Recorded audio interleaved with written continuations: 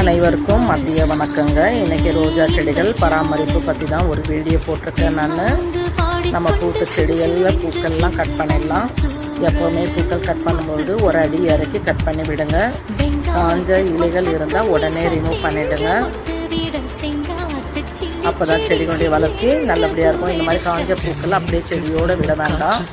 அப்படி விடுறதால பூக்கள் மட்டும் இல்லைங்க, அந்த கிளைகளும் வேஸ்ட் ஆகிடுறாங்க.